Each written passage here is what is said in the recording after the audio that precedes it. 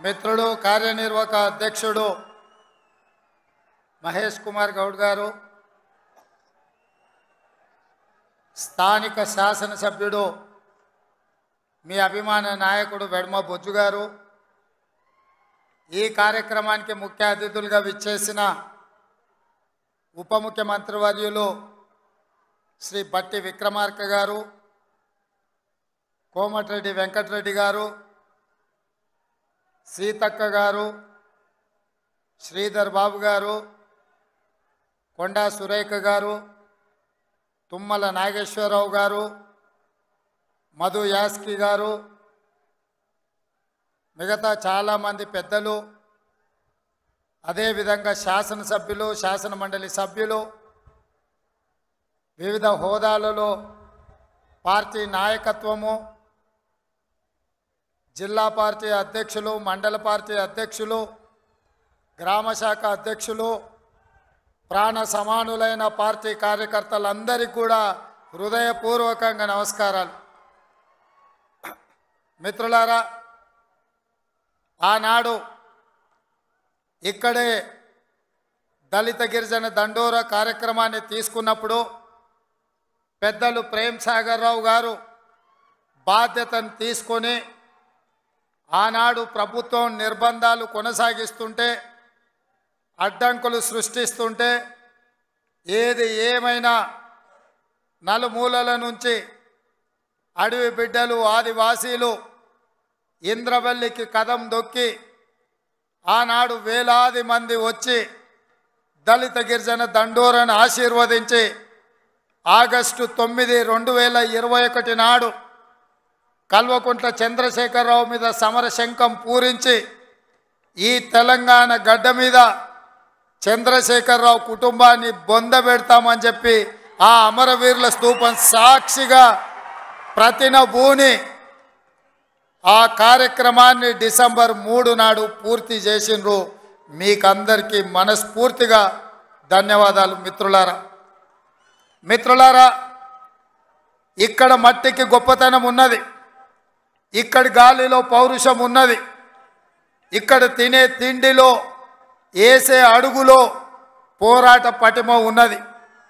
ఈ గడ్డ మీద మీ బిడ్డ కొమరం భీం జల్ జంగల్ జమీన్ అని చెప్పి ఆనాడు రాజ్యాలకు వ్యతిరేకంగా, అదేవిధంగా రామ్జీ గోండు, ఈ ప్రాంత గోండు బిడ్డ బ్రిటిషర్స్కు వ్యతిరేకంగా, రజాకర్లకు వ్యతిరేకంగా కొమరం భీం ఆనాడు పౌరుషంతో పోరాడిను. ఈనాడు చరిత్ర పుటలలో పోరాటాల గురించి చర్చించాలి అంటే, పౌరుషం గురించి ప్రస్తావించాలి అంటే రామ్జీ గోండు, కొమరం భీం గురించి ప్రస్తావించకుండా ఏ చరిత్ర మొదలు అవ్వదు అని చెప్పి నేను సగర్వంగా ఈ సందర్భంగా చెప్తున్న మిత్రులారా. అలాంటి పోరాట స్ఫూర్తిని తీసుకొని కేస్లాపూర్ గుడిలో దర్శనం చేసుకొని నాగోబా ఆశీర్వాదం తీసుకొని తప్పకుండా ఈ గడ్డ మీద ఇందిరమ్మ రాజ్యం తీసుకొచ్చి దళితులకు, గిరిజనులకు, ఆదివాసులకు, బలహీన వర్గాలకు, మైనారిటీలకు వాళ్ళు మెచ్చే ప్రభుత్వం, వాళ్లను ఆర్థికంగా సంక్షేమ రంగంలో అభివృద్ధి ప్రాధం వైపు నడిపించే ప్రభుత్వాన్ని ఏర్పాటు చేస్తామని చెప్పినాం. ఇవాళ ప్రభుత్వం ఏర్పడ్డది. ఆ ప్రభుత్వం ఏర్పడ్డది కాబట్టే మా ప్రభుత్వం మొట్టమొదటి అభివృద్ధి కార్యక్రమం ఆనాడు మాట ఇచ్చినాం. ఇదే ఇంద్రవెల్లి అమరవీరుల స్తూపం సాక్షిగా అభివృద్ధి కార్యక్రమాలను తీసుకొని ముందుకు వెళ్తాం.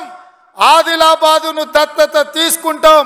తప్పకుండా ఈ ప్రాంతాన్ని, తప్పకుండా ఆదిలాబాదు ప్రాంతాన్ని, ఈ అడవబిడ్డల ప్రాంతాన్ని, ఈ అమాయకుల ప్రాంతాన్ని, ఈ ఆదివాసీల ప్రాంతాన్ని అభివృద్ధి పదం వైపు నడిపించే బాధ్యత ఇందిరమ్మ రాజ్యం తీసుకుంటుందని ఆనాడు ప్రతిజ్ఞ చేసినాం. ఈనాడు అభివృద్ధి కార్యక్రమాలలో భాగంగా గూడాలకు రోడ్లు, గూడాలకు తాగడానికి నీళ్లు, నాగోబా గుడి అభివృద్ధి కోసం, అదేవిధంగా ట్రైకార్ నేతృత్వంలో ఈ విద్యార్థుల చదువుల కోసం ఈ ప్రాంతంలో మనము అభివృద్ధి కార్యక్రమాలను ప్రారంభించినాం. మిత్రులారా, ఆ ఏళ్ళ నేను చెప్పిన ఇంద్రవెల్లి పర్యటన ఉందన్నప్పుడు కాంగ్రెస్ పార్టీ వాళ్ళే 1981లో ఈ ఆదివాసీ బిడ్డలను పొట్టన పెట్టుకున్నారు. ఏ ముఖం పెట్టుకొని కాంగ్రెస్ నాయకులు ఇంద్రవెల్లి దర్శించుకుంటారని కొంతమంది సన్నాసులు ప్రశ్నించారు. ఆనాడు నేను ఇదే గడ్డ మీద నుంచి క్షమాపణ చెప్పిన. ఉమ్మడి రాష్ట్రంలో సమైక్య పాలనలో సీమాంధ్ర పాలకులు తెలంగాణ బిడ్డలను ఆదివాసీ బిడ్డలను అడవి బిడ్డలను తుపాకీ తూటాలతో నేలకు వరుగుతుంటే వాళ్ళ రక్తం చిందుతుంటే నిస్సహాయులమై సమైక్య పాలనలో చేతులు కట్టుకొని కూర్చున్నారు కొందరు. అది జరిగింది తప్పు జరిగినందుకు మన్నించండి. మా ఇందిరమ్మ రాజ్యంలో ఆదివాసీ బిడ్డలను ఆదుకుంటాం, తప్పకుండా కుటుంబాలను హక్కున చేర్చుకుంటాం, గుండెల్లో పెట్టి చూసుకుంటామని ఆ ఎల్ల మాటిచ్చినాం. ఇవాళ ఆనాడు అమరులైన కుటుంబాలకు ఇందిరమ్మ ఇండ్ల పట్టాలే కాదు, ఇండ్లు కట్టుకోవడానికి 5 లక్షల రూపాయల కుటుంబాలకు ఇచ్చి ఇవాళ నాడు అమరులైన కుటుంబాలను ఇవాళ ఆదుకునే కార్యక్రమం చేపట్టిన మిత్రులారా, చరిత్రలో జరిగిన తప్పిదాలను సమైక్య రాష్ట్రంలో ఉమ్మడి పాలనలో జరిగిన దుష్టాంతాలను సరిదిద్దడానికి శ్రీమతి సోనియా గాంధీ గారు తెలంగాణ రాష్ట్రం ఇచ్చిండ్రు. ఆ ఇచ్చిన తెలంగాణ రాష్ట్రంలో ఈనాడు ఇందిరమ్మ ప్రభుత్వాన్ని మీరు తెచ్చుకున్నారు. నేను అడుగుతున్నా ఈరోజు ఈ వేదిక మీద నుంచి కల్వకుంట్ల చంద్రశేఖరరావును సూటిగా 10 సంవత్సరాలు తెలంగాణ రాష్ట్రంలో నీ ప్రభుత్వం ఉన్నది కదా, ఏనాడైనా ఈ ఆదిలాబాద్ గురించి, అడవి బిడ్డల గురించి, ఈ ఆదివాసీల గురించి, ఆనాడు ఇంద్రవల్లిలో నేల కొరిగిన ఈ అడవి బిడ్డల గురించి ఒక్కరోజైనా ఆలోచన చేసినవా? ఈ కుటుంబాలను ఆదుకోవాలి, ఈ కుటుంబాల ఆత్మగౌరవం నిలబెట్టాలి అని ఏ రోజైనా నీ మంత్రివర్గంలో చర్చించినవా అని నేను అడుగుతున్నా. ఇవాళ నువ్వు, నీ కుటుంబము, నీ కొడుకు, నీ బిడ్డ, నీ అల్లుడు, నీ సుట్టపల్ల కోసమే తెలంగాణ రాష్ట్రం వచ్చిందా? లేకపోతే ఈ ఆదివాసీ బిడ్డల కోసం, ఈ బలైన వర్గాల కోసం తెలంగాణ రాష్ట్రం సోనియమ్మ ఇచ్చిందా అని చెప్పి నేను సూటిగా ప్రశ్నిస్తున్నా. ఇవాళ ఈ వేదిక మీద నుంచి సూటిగా టీఆర్ఎస్ నాయకులకు నేను చెప్పదలుచుకున్నా, తెలంగాణ ప్రజలు 10 సంవత్సరాల మీ దుర్గమార్గమైన పాలనను, ఈ తెలంగాణ రాష్ట్రాన్ని చెరుకు తోటల్లో అడవి పందులు ఏ విధంగా అయితే విధ్వంసం చేస్తాయో ఈ తెలంగాణ రాష్ట్రం మీద మీరు, మీ కుటుంబ సభ్యులు, మీ పార్టీలు పడి దోసుక తిని కొల్లగొట్టి విధ్వంసం చేసి ఈ తెలంగాణ రాష్ట్రాన్ని విధ్వంస రాష్ట్రంగా మాకు అప్పజెప్పినరు. 7 లక్షల కోట్ల రూపాయల అప్పులు తెచ్చిండ్రు. మరి 7 లక్షల కోట్ల రూపాయల అప్పులు తెచ్చిన మీరు ఆనాడు మేము కట్టిన కడెం ప్రాజెక్టు కూలిపోతుంటే మరమ్మతులు చేసిండ్రా? ఈ ప్రాంతంలో సదర్మాటు ప్రాజెక్టు కట్టాలి అని అంటే సదర్మాటుకి ఏమన్నా నిధులు ఇచ్చిండ్రా? ఈ ప్రాంతంలో అడవి బిడ్డలుండే గూడాలకు రోడ్లైనా వేసిండ్రా? ఈ అడవి బిడ్డలకు మిషన్ భగీరథ పేరు మీద 40,000 కోట్ల రూపాయలు దోసుక తిన్నారు. తాగడానికి మంచినీళ్ళు ఇచ్చిండ్రా? ఒకవేళ మీరు ఈ గూడాలకు మంచినీళ్ళు ఇచ్చుంటే ఇవాళ మా మిత్రుడు బట్టి విక్రమార్క గారు 60 కోట్ల రూపాయలతోని మళ్ళీ గూడాలకు తాగడానికి నీళ్లకు నిధులు ఇవ్వాల్సిన పరిస్థితి ఎందుకు వచ్చింది అని చెప్పి నేను ఆ సన్నాసిని నేను అడుగుతున్నా. నిజంగా నేను అభివృద్ధి చేస్తే నాగోబా గుడికి 7 కోట్ల రూపాయలతోటి ఈరోజు మేము కార్యక్రమాలు తీసుకోవాల్సిన పరిస్థితి ఉంటుండేనా? ఇవాళ గూడాలకు రోడ్లు లేని ప్రాంతాలకు 27-28 కోట్ల రూపాయలతోటి ఇవాళ రోడ్లు వేసే అవకాశం మాకు వస్తుండేనా? ఇవాళ ట్రైకార్ ద్వారా చదువుకునే పిల్లలకు తరగతి గదులు లేకపోతే 10 కోట్ల రూపాయలతోటి ఇవాళ తరగతి గదులు ఆదివాసీ బిడ్డలు చదువుకోవాలి, ఐఏఎస్లు ఐపీఎస్లు కావాలి, ఈ రాష్ట్రాన్ని దేశాన్ని ఏలాలి అని చెప్పి ఇవాళ 10 కోట్ల రూపాయలతోటి తరగతి గదులు మేము నిర్మించినాం తప్ప నిర్మించడానికి నిధులు ఇచ్చినాం. ఒక్క రోజైనా ఈ బిడ్డల కోసం నువ్వు సమీక్ష చేసినావా అని నేను అడుగుతున్నా. ఎంతసేపు నీ బిడ్డలు, ఎంతసేపు నీ దోపిడి, ఎంతసేపు నీ ఫామ్ హౌజులు కట్టుకోవాలన్న ఆలోచన తప్ప నీ కొడుకుకో బిడ్డకో ఉద్యోగాలు ఇవ్వాలి, పదవులు ఇవ్వాలి, ప్రజలు బండకేసి కొడితే మళ్ళీ శాసన మండలి సభ్యత్వం నీ బిడ్డకు కవితకి ఇచ్చినావు తప్ప తెలంగాణ ఆడబిడ్డలకు చదువుకున్న పిల్లలకు ఉద్యోగాలు ఇచ్చినవా అని నేను అడుగుతున్నా. నువ్వు ఉద్యోగాలు ఇవ్వక 10 సంవత్సరాలు స్టాఫ్ నర్సులు నియమించక నువ్వు నిర్లక్ష్యం చేసిన కాబట్టే మొన్న మా దామోదర్ రాజ నరసింహ గారు వైద్య ఆరోగ్య శాఖ ద్వారా ఎల్బీ స్టేడియంలో 7,000 మంది ఆడబిడ్డలకు స్టాఫ్ నర్సు ఉద్యోగాలు మేమొచ్చి ఉద్యోగాలు ఇచ్చినాం. నీ బిడ్డను నిజామాబాద్ ఎంపీలా బండకేసి కొడితే తండ్రిగా నీకు దుఃఖం పొంగుకొచ్చింది. నీ బిడ్డకెంబడే శాసన మండలిలో మళ్ళీ పదవి ఇచ్చినావు, కానీ గా ఆడబిడ్డలకు స్టాఫ్ నర్సు ఉద్యోగాలు ఇచ్చినవా? గది నీ నీతి, నీ జాతి. మరి మేము 7,000 ఉద్యోగాలు స్టాఫ్ నర్సులు ఇచ్చినాం. ఇవాళ నీ అల్లుని నీ కొడుకుని మంత్రిని చేసుకున్నాం. కానిస్టేబుల్ ఉద్యోగాలు 15,000 ఉద్యోగాలు భర్తీ చేయక ఆకాశంలో వేలాడుతున్నట్టు త్రిశంకు స్వర్గంలో నిరుద్యోగ యువకులు ఉంటే కోర్టులో కేసు ఉంటే నువ్వేమైనా పరిష్కరించినావా అని నేను అడుగుతున్నా. అందుకే మేము వచ్చిన ఎంబడే హోంశాఖ నా దగ్గరనే ఉంది. డీజీపీని ఇతర అధికారులను పిలిచి సమీక్షించి వేలాది మంది నిరుద్యోగ యువకులు ఈ రోజు నిరుద్యోగులుగా అమీర్పేటలోనో లేకపోతే అశోక్ నగర్ చౌరస్తాల్లో, దిల్సుఖ్ నగర్ చౌరస్తాల్లో ఇంటికెళ్ళి తల్లిదండ్రులకు మొహం చూయించుకోలేక నిస్సారంగా జీవితం గడుపుతున్నారు. వాళ్లకు ఉద్యోగాలు ఇవ్వాలని కోర్టుల్లో ఉన్న కేసులను ఇవాళ త్వరితగతిన పరిష్కరించాలని ప్రయత్నం చేసినాం. నువ్వు ఎంత అడ్డం పడ్డా, నువ్వు ఎంత గగ్గోలు పెట్టినా, బిల్లా రంగాలు మమ్మల్ని ఎన్ని శాపనార్థాలు పెట్టినా 15 రోజుల్లో 15,000 కానిస్టేబుల్ పోస్టులు భర్తీ చేసే బాధ్యత, 15 రోజుల్లో 15,000 కానిస్టేబుల్ పోస్టులు భర్తీ చేసే బాధ్యత మా మంత్రివర్గం తీసుకుంటుంది. మాది బాధ్యత అని చెప్పి నేను ఈ వేదిక మీద నుంచి మాట ఇస్తున్న మిత్రులారా, ఈరోజు తెలంగాణ సమాజం ఆలోచన చెయ్యండి. ఈ తెలంగాణ రాష్ట్రం ఎవరి చేతిలో భద్రంగా ఉంటుంది? ఈ తెలంగాణ రాష్ట్రం త్యాగాల పునాదుల మీద ఏర్పడ్డ ఈ రాష్ట్రం ఎవరు భద్రంగా కాపలా కాస్తారు? ఎవరు భద్రంగా ఈ రాష్ట్రాన్ని అభివృద్ధి పదం వైపు నడిపిస్తారో మీరు ఆలోచన చెయ్యండి. మేము వచ్చే 60 రోజులు కానే లేదు, 2 నెలలు ఇంకా పూర్తి కాలే. 7 తారీఖు వస్తే 2 నెలలు, 7 తారీఖు ఇంకా 5 రోజులు తక్కువనే ఉంది. అప్పుడే 6 గ్యారెంటీలు అమలు చేయలేదంటాడు సన్నాసుడు. ఆయనతోని శాత కాదు ఎట్లా చేయడంటాడు. పిల్లి శాపనార్థాలకు ఉట్టి తెగిపడుతుందా? వీళ్ళ పొంకనాలు కాకపోతే 10 ఏళ్లలో మీరు ఏనాడైనా పేదవాళ్ళ ఇంటికి 200 యూనిట్లు ఉచిత కరెంట్ ఇవ్వాలన్న ఆలోచన చేసినవా? పేదవాడు ఆత్మగౌరవంతో బ్రతకాలి అంటే ఇందిరమ్మ ఇండ్లు ఇవ్వాలన్న ఆలోచన ఏనాడైనా చేసినవా? ఆరోగ్యశ్రీ పథకాన్ని నిర్వీర్యం చేసినావు. 10 లక్షల రూపాయలు వాళ్ళకి ఇన్సూరెన్స్ ఇవ్వాలన్న ఆలోచన ఏనాడైనా చేసినవా? ఇవాళ అందుకే ఆడబిడ్డల్ని ఆదుకోవడానికి 500 రూపాయలకు సిలిండర్ ఇచ్చి ఆడబిడ్డల్ని ఆదుకోవాలి, కట్టెలపై కష్టాల నుంచి వాళ్ళని కాపాడాలి అని తొందరలోనే మా ఆడబిడ్డల కోసం 500 రూపాయలకి ఇంటింటికి సిలిండర్ ఇచ్చే బాధ్యత మా మంత్రివర్గం తీసుకున్నది.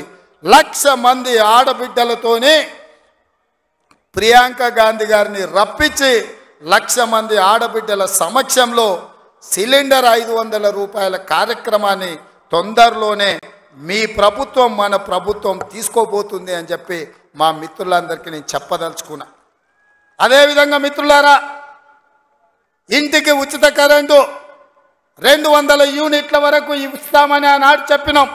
పోయిన సంవత్సరం ఎవరెవరు ఎంతెంత వాళ్ళ ఇంటికి కరెంటు వాడినరో ఆ లెక్క కట్టి ప్రతి ఇంటికి తెల్ల రేషన్ కార్డు ఉన్న వాళ్లకు 200 యూనిట్ల వరకు తొందరలోనే ఉచిత కరెంటు మీ ఇంటికి ఇచ్చే బాధ్యత, మీ కుటుంబాలను ఆదుకునే బాధ్యత మన ప్రభుత్వం తీసుకుంటుంది, పేదల ప్రభుత్వం తీసుకుంటుంది. ఆ ఎల్లా ప్రగతి భవన్ అనే పేరు మీద పెద్ద గడిని నిర్మించుకొని కష్టాలు చెప్పాలి అని గద్దరన్న పోతే ఎర్రటెండకు మిట్ట మధ్యాహ్నం 3 గంటలు నీ గేటు దగ్గర నించోబెట్టినావు కదా కేసీఆర్. ఈ పాపం ఊరికెపోతుందా అని నేను అడుగుతున్నా. అందుకే కదా పార్టీని మొన్న జరిగిన ఎన్నికలలో బొక్కలు ఇరగొట్టి బోర్ల బొక్కలేసి గుణపాఠం చెప్పిండ్రు. గద్దరన్న ఉసురు తలిగింది కాబట్టి మీ బొక్కలు ఇరిగిన బిడ్డ గది గుర్తుపెట్టుకోండి అని నేను చెప్పదలుచుకున్నా. అందుకే మిత్రులారా, ఇవాళ ఈ ప్రభుత్వం మీది మనది, ఈ ప్రభుత్వం పేదోళ్ళది. ఈ పేదోళ్ళ ప్రభుత్వంలో ఆదిలాబాదును దత్తత తీసుకుంటాం. తప్పకుండా తుమ్మిడిఎత్తి దగ్గర ఉత్తమ్ కుమార్ రెడ్డి గారి అనుమతితోని సాగునీటి ప్రాజెక్టును కడతాం, కుప్టి ప్రాజెక్టును కడతాం, సబర్మతి ప్రాజెక్టును కడతాం, కడెం ప్రాజెక్టును రిపేర్ చేస్తాం. ఈ ప్రాంతాన్ని సాగునీటి రంగంలో పైనుంచి వస్తుంటే మా కొండ సురేఖక్క చూపిస్తుంది, కింద క్రేన్ పెట్టి బాయి తవ్వుకుంటారు నీళ్ళ కోసం, సాగు నీటి కోసం. మరి ఆ సన్నాసోడు 1 కోటి ఎకరాలకు నీళ్ళు ఇచ్చిన అన్నాడు, ఏడిచ్చిండా? వచ్చినా ఇవాళ హెలికాప్టర్ల పైనుంచి వస్తే ఎడారిని చూసినట్టుంది, ఎండిపోయిన పొలాలు కనిపిస్తున్నాయి. నీళ్ళ కోసం బావులు తవ్వుకుంటారు. ఇవాళ బావి తవ్వే క్రేను అది చూపించి సురేఖక్క అన్న ఇంకా బాయిల వ్యవసాయమే ఉంది, ఇక్కడ నీళ్లు రాలేదని. ఇవాళ వస్తావా కేసీఆర్, నీకు మళ్ళోసారి చూపిస్తా ఈ ప్రాంతాన్ని. ఏనాడా నువ్వు వచ్చినవో రాలేదో నాకు తెలియదు, ఎన్నికలప్పుడు ఓట్లాడుకోనికి వచ్చి ఉంటావు, కానీ ఈ ప్రాంతాన్ని చూడడానికి ఎప్పుడన్నా వచ్చినవా? రా, ప్రభుత్వం హెలికాప్టర్ పెడుతుంది, మేము వస్తాం, నీకు చూపిస్తాం. 1 కోటి ఎకరాలకు నీళ్ళు ఇస్తా అనే పేరు మీద లక్షల కోట్ల రూపాయల దోపిడీకి పాల్పడ్డావు తప్ప ఈ ఆదిలాబాద్కు నీళ్ళు ఇవ్వలేదు. అందుకే ఈ ప్రాంతాన్ని సస్యశ్యామలం చేయడానికి సాగునీటి ప్రాజెక్టులను కట్టే బాధ్యత మా పార్టీ తీసుకుంటుంది, మా ప్రభుత్వం తీసుకుంటుంది. నిన్న మొన్న మాట్లాడుతున్నారు వాళ్ళు 3 నెలల 6 నెలల కేసీఆర్ మళ్ళీ ముఖ్యమంత్రి అవుతాడు, ఈ ప్రభుత్వాన్ని పడగొడతామని. నీ అయ్యా ఎవర్రా పడగొట్టేటోడు? పడగొడతారా? ఎవడు కొట్టేది? నేను అడుగుతున్నా, వేలాది మంది మా యువకులు ఇక్కడ ఉన్నారు, మీరందరూ చూసుకుంటే ఊరుకుంటారా? పడగొడితే ఊర్లలోకి రానిస్తారా? ఊర్లలో ఎవడన్నా ఈ ప్రభుత్వాన్ని పడగొట్టాలన్న ఆలోచన చేస్తే మీ ఊర్లో యాప చెట్టుకు కోదండం వేసి కొట్టండి, లాగుల తొండలు ఇడవండి. ఇది ప్రజలు ఎన్నుకున్న ప్రభుత్వం, ప్రజలు ఆశీర్వదించిన ప్రభుత్వం, ప్రజల కోసం పనిచేస్తున్న ప్రభుత్వం. ఇది ప్రజా ప్రభుత్వం. ఆడ అనుకుంటుండు 1,00,000 కోట్లు పెట్టి కట్టిన కాళేశ్వరం కూలినట్టు ఈ ప్రభుత్వం కూలుతుందని. నీ అయ్యా నువ్వు దోపిడీకి పాల్పడ్డావు కాబట్టి ఆ కాళేశ్వరం గాలి వస్తే కొట్టుకుపోయింది. ఈ ప్రభుత్వం గాలి కాదు కదా, నీ ఖాందాన్ మొత్తం వచ్చినా బోర్ల బొక్కలు పండబెట్టి తొక్కుతాం. ఎవడని ప్రభుత్వం పడుతుందనో 6 నెలలకో 3 నెలలకో కేసీఆర్ ముఖ్యమంత్రి అవుతాడని చెప్పిండంటే మూతి పండ్లు రాలుతాయని నేను చెప్పదలుచుకున్నా. ఇంకా మన చూసిన నిత్యానంద స్వామి అని ఒక ఆయన ఉన్నాడు, తెలుసు కదా మీకు అందరికీ. ఆయన ఇక్కడక్కడైతే లాభం లేదని పోయి ఎన్నో దీవి కొనుక్కొని దానికి రాజు అని ప్రకటించుకున్నాడు. ఇక కేసీఆర్ సంపాదించిన అక్రమ సంపాదన ఉంటే పోయి ఏమన్నా అడవిలో పోయి ఎక్కడన్నా పోయి దీవులలో పోయి దీవి కొనుక్కొని దానికి రాజు అని ప్రకటించుకోవాల్సిందే, లేకపోతే ఆయన ఫామ్ హౌస్కి ఆయన ముఖ్యమంత్రి కావాల్సిందే తప్ప ఈ తెలంగాణ రాష్ట్రానికి మళ్ళీ జన్మలో ముఖ్యమంత్రి కాదు కదా, మంత్రి పదవి కూడా కేసీఆర్కు రాదని నేను చెప్పదలుచుకున్నా. నువ్వు చేసిన పాపాలకు నువ్వు పాపాల భైరవుడివి. ఈ నిరుద్యోగ యువకులను, ఉద్యమకారులను, అమరవీరుల కుటుంబాలను, రైతులను, దళితులను, గిరిజనులను, మైనారిటీలను, మహిళలను నిలువు దోపిడీ చేసి నిలువున ముంచిన నువ్వు, నీకు సిగ్గన్న ఉందా మళ్ళీ పదవి కావాలని అడగడానికి? నీకు కొంచెమైనా రోషం ఉన్నదాన్ని నేను అడుగుతున్నా. ఆయన మాట్లాడుతున్నాడు 6 నుంచి 8 పార్లమెంట్లు వస్తాయి. ఏంటికి వస్తాయా? మళ్ళీ 6 or 8 ఇస్తే మోడీకి అమ్ముకుందామనా? మొదటిసారి 12 ఇస్తే మోడీకి అమ్మినావు, రెండోసారి 9 ఇస్తే తీసుకుపోయి మోడీకే అమ్మినావు. మారుబేరగాలి కాక ఈడ ఎంపీలు కొనాలి, ఈడ ఎంపీలు గెలవాలి, ఢిల్లీకి వెళ్ళి మోడీకి అమ్ముకోవాలి. దీనికోసమేనా నీకేసేది? నేను ఇవాళ సూటిగా కేసీఆర్ని అడుగుతున్నా. ఈ దేశంలో ఉన్నాయి 2, ఒకటి ఎన్డీఏ కూటమి, రెండోది ఇండియా కూటమి. ఎన్డీఏ కూటమికి మోడీ ఉన్నాడు, ఇండియా కూటమికి మేమున్నాం. మా దాంట్లోకి రానీయము, మా నీడ కూడా తాకనీయం. ఆ ఇంటి మీద పిట్ట ఈ ఇంటి మీద కాలిస్తే కాల్చి అవతలేస్తాం. నువ్వు ఎట్లకెళ్ళి అవుతావా? మరి నేను అడుగుతున్నా, ఎట్లకెళ్ళి అవుతావు? 1, 2 ఏదైనా గెలిస్తే ఢిల్లీలో తాకట్టు పెట్టి మోడీ దగ్గర గులాంగిరి చేయిస్తాడు ఆయన. అందుకే మిత్రులారా ఆలోచన చేయండి. ఇవాళ ఈ రాష్ట్రంలో, ఈ దేశంలో పేద ప్రజల ప్రభుత్వం ఏర్పడాలి అంటే 10 ఏళ్ళు ప్రధానమంత్రిగా ఉన్న నరేంద్ర మోడీ ప్రతి పేదవాడి ఖాతాలో 15 లక్షల రూపాయలు వేస్తా అన్నాడు. ప్రతి పేదవాడికి ఇల్లు కట్టిస్తా అన్నాడు. ప్రతి సంవత్సరం 2 కోట్ల ఉద్యోగాలు ఇస్తా అన్నాడు. రైతుల ఆదాయం 2 ఇంతలు చేస్తా అన్నాడు. ఎవరి ఖాతాలన్న మోడీ 15 లక్షలు వేసిండా మిత్రులారా? వేసిండా? మీకేమన్నా ఇల్లు కట్టించిండా? మీకు ఉద్యోగాలు ఇచ్చిండా? మన ప్రాంతానికి ఎప్పుడన్నా వచ్చిండా? పోనీ మీ ప్రాంతంలో ఆదివాసీ బిడ్డ స్వయం బాబురావుని ఎంపీ గెలిపించిండు, మంత్రి పదవిని ఇచ్చిండా?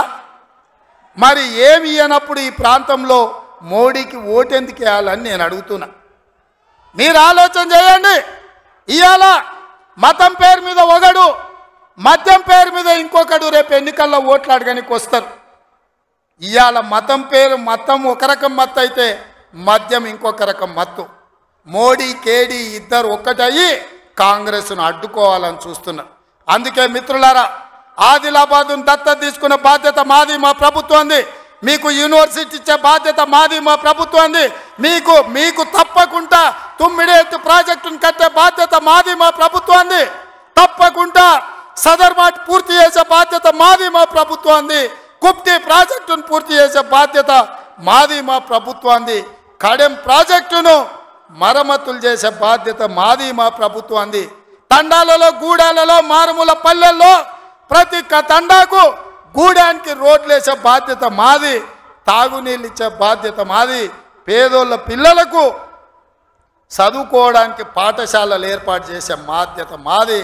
ఈ రాష్ట్రంలో 2 లక్షల ఉద్యోగాలు నింపే బాధ్యత మాది. 2,07,000 నింపినాం. ఇంకా 1,93,000 ఉద్యోగాలల్లా 15 రోజుల్లో 15,000 కానిస్టేబుల్ ఉద్యోగాలు నింపుతాం. ఇవన్నీ చేసే బాధ్యత మాది. అందుకే మిత్రులారా, ఏ ఆదిలాబాద్, ఏ ఇంద్రవెల్లి సాక్షిగా ఆగస్టు 9, 2021 నాడు దళిత గిరిజన దండోర పేరు మీద ఎన్నికల సమర శంఖాన్ని పూరించినమో, మీ ఆశీర్వాదం తీసుకొని గుండెల నిండా మీరు ఇచ్చిన ధైర్యాన్ని నింపుకొని తెలంగాణ మూలల నేను మా మిత్రులందరూ కలిసి సమన్వయం చేసుకొని ఇవాళ ఇందిరమ్మ రాజ్యం తెచ్చినాం.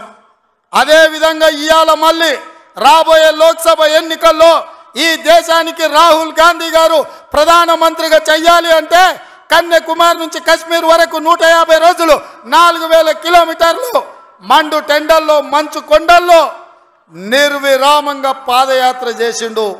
ఇవాళ మణిపూర్ నుంచి మహారాష్ట్ర వరకు యాత్ర చేస్తున్నాడు. అలాంటి త్యాగం చేసే నాయకుడు, వాళ్ళ నాయనమ్మ ఈ దేశం కోసం ప్రాణం ఇచ్చింది, వాళ్ళ నాయన ఈ దేశం కోసం ప్రాణాలు ఇచ్చాడు, వాళ్ళ అమ్మ ఈ దేశం కోసం పదవి త్యాగం చేసింది. అలాంటి గొప్ప నాయకుడు ఇందిరమ్మ మనవడు ఈ దేశానికి ప్రధానమంత్రి కావాలి. రాహుల్ గాంధీ ప్రధానమంత్రి కావాలి అంటే ఆదిలాబాదు గడ్డ మీద కాంగ్రెస్ జెండా ఎగరాలి. మీరందరు సిద్ధం కదా? ఆదిలాబాద్లో ఎంపీ గెలిపిస్తారు కదా? మీరందరు సిద్ధమేనా? మీరందరు సిద్ధమేనా? మీరందరు సిద్ధమేనా? మీరందరు సిద్ధమేనా? జై